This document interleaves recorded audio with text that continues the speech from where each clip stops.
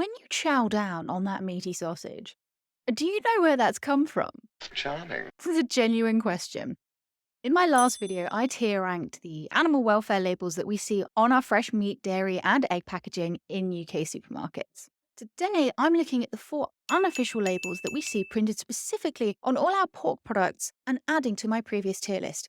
I know it's an exciting topic, so please put David Cameron in a quiet room somewhere, preferably forever. There's a lot of variation in what these labels actually mean for the lives of pigs that were farmed to produce our pork, but it helps to know a little bit about the pig production cycle as we dive in. Pig production is broken up into several different stages: breeding, weaning, rearing, finishing, and processing. The way this cycle is managed completely varies, and that ultimately determines what kind of welfare experience the animals will have. Let's start with outdoor bred. This means that sows or the mother pigs live outside and give birth or farrow outside.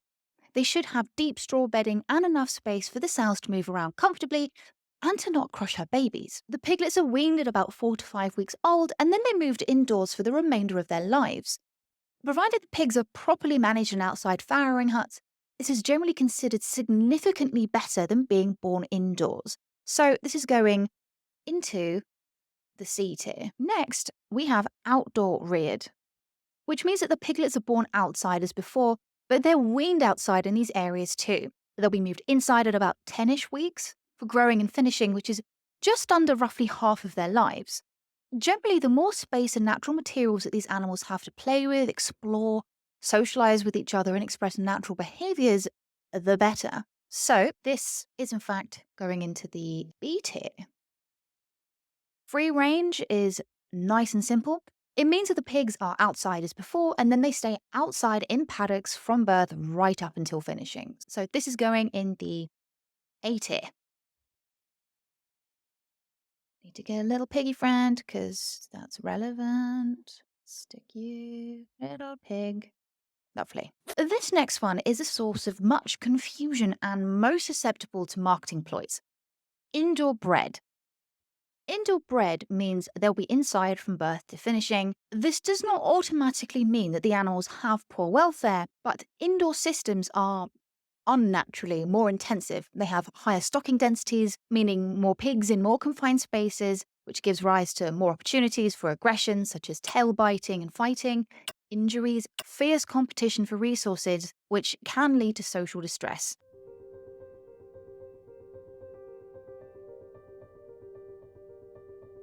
Unless a specific welfare label is used, like the RSPCA Assured, First for Animal Welfare, or the Soil Association Organic, alongside these terms on the packet, then procedures like tail docking may be routinely practiced and certainly not without any pain relief. Sows that give birth inside, they have more spatial restrictions, especially if farrowing crates are used, and we really don't like these. But it means she's less likely to crush her babies.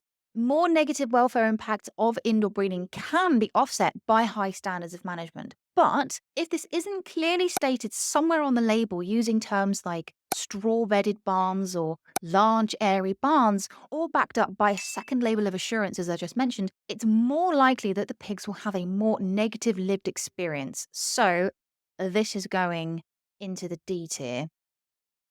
On the more extreme end for you, firstly, if it doesn't say the type of production system used and it comes from outside the UK, like the packet is missing the Union flag, it might say EU pork or non EU pork, which you'll definitely see on things like bacon, ham, and processed meats, then there's no guarantee of any higher welfare assurance, meaning that it's far more likely to come from intensive systems, and that's not ideal. Am I going to tell you never to buy a charcuterie platter ever again? Absolutely not. But it's certainly worth considering how frequently you buy those types of products, as tempting and as tasty as we know they are. In the absence of any clear labeling, this means that this is going into the bottom tier, right at the bottom.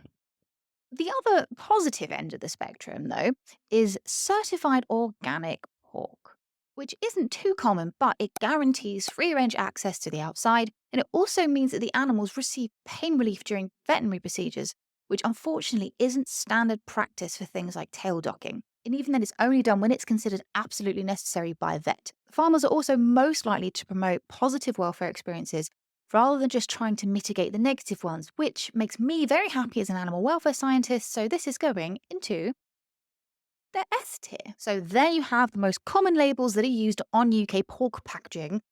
God blimey. Nerd alert!